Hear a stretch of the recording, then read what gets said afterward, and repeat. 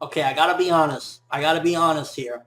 If Michelle is 100% dead, then I'm gonna be super salty and I'm gonna be looking at Terra Formars like, really? Now you're just killing them just for the sake of killing them. If Michelle, my fucking favorite character as of right now, and we're only 5 episodes in, if she was just killed by this fucking underwater piece of shit, then that's bull. I mean, come on. We are getting deaths left and right. And yeah, I understand this is a crisis and everything, but when you're building up characters, especially in this episode, we built up Michelle. We found out about her genes, her father, her genetics, everything, how she basically had genes passed down to her, but also had the surgery. So that's why she's epic as fuck and badass as hell. And I was like, oh my God, I'm watching this episode. She's breaking dude's fucking hands. She's headbutting him. And I'm like, oh my God. Right now, Revy, I think you're going to have somebody standing next to you as one of the most badass bitches of fucking anime. I'm like, she is just going in, not giving a rat's ass.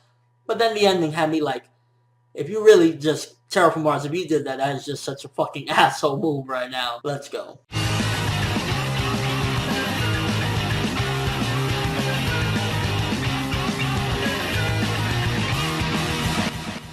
So the episode starts off where it last left off with basically Sheila's death, ultimately kind of seeing what's going on through Marcos' head. Yes, Marcos. I got the names confused, Alex and Marcos or whatever, but this episode just pushed even forward that I feel more bad for Marcos and him having to deal with this and kind of him even thinking back. And they had a fucked up past. And if you notice, a lot of the theme of Terra Formars, even stemming back to Bugs 2 and the OVAs and things of that nature, they all have one huge thing in common. They were all poor, and it's kind of pushing forward. I think one of the messages in this is money sometimes is very valuable in a sense, because if all these people had money, they wouldn't have been put in this predicament to go to Mars and all this fucked up shit that happens to them. And another thing with this episode is I feel as though with Terra Formars, and it more so comes across even heavier with this in the anime than the manga, because the manga has this, but the anime, since it's going so freaking quick, it feels as though it's trying to do a lot of different things in a small time span. Like, it's trying to show you what's going on with Michelle, her backstory, what's going on with Akati, some more backstory to him, what's going on with Marcos, more backstory with him,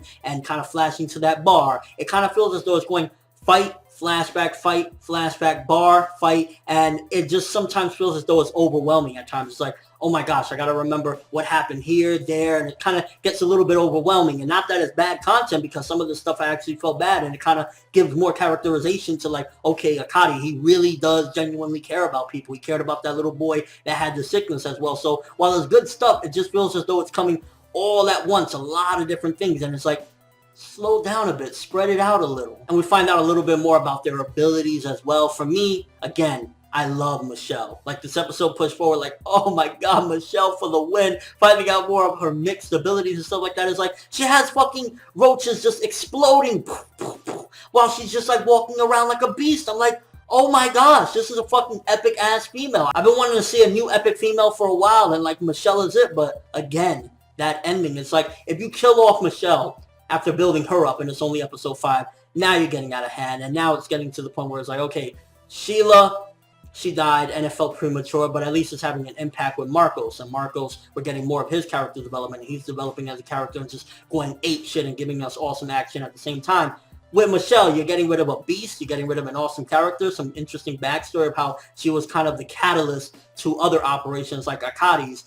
And overall, it's just like you're shitting on a great character that you're building up. Like, this has some great promise to be an awesome, great character, and you're just throwing it down the drain in like one episode. Okay, and I'm totally not raving over her over that last little fan service shot where Akati was looking at them jugs. I totally am not. And overall, I'm going to say good for now, because I'm not going to believe that they would actually ultimately kill Michelle. And there was also some more interesting thing as well, finding out about the roaches, because as time goes on, it looks like from Bugs 2 to Bugs 3, or well, they're not Bugs 3 now, they have another name, but kind of the development of the roaches as well, because we've seen one of them had like armor on, and then seemingly the other one was like breathing underwater. It's like they are continuously developing, like their mind state, and not only their mind state, but I guess their biology as well is adapting. And I think one of the things that fucked up was when Bugs 2 went there, a lot of these roaches were understanding their abilities and were using it to their advantage. And honestly, I gotta say, while Bugs 2 was more interesting because it was just like a fight for survival, I gotta say that this group is far more advanced, and just overall, I'm liking them more simply because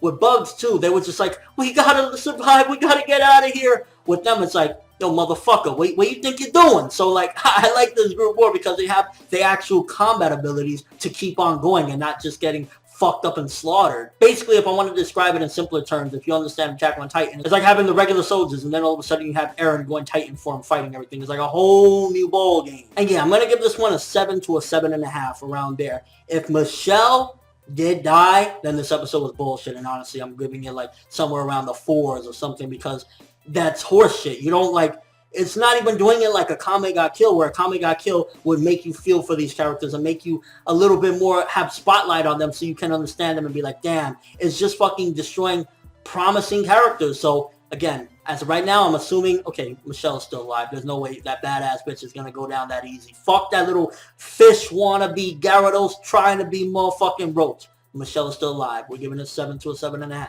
Let me know what you thought of this episode. What do you think about their fight? What do you think about Michelle's seemingly death? Do you think that she's actually dead? And do you think that it's kind of bullshit if she is dead? Because, like, we just got introduced to her not that long ago, and the build-up was great, and it's kind of like throwing it out the window. What do you think about Akadi's character? I think it's getting more interesting with him again, finding out a little bit more about him, and you could definitely see there's more mystique to him than meets the eye. And your thoughts of the episode? It definitely seems as though the censorship has went bye-bye, and I'm glad. So that's all I have for this review. Thanks for watching. Hope you enjoyed. If you liked anything I had to say or enjoyed the video, drop me a like. I'd greatly appreciate it. And if you haven't subscribed, if you could do so as well, that'd be awesome. I'm ForneverWorld, and as always, people, have an awesome day.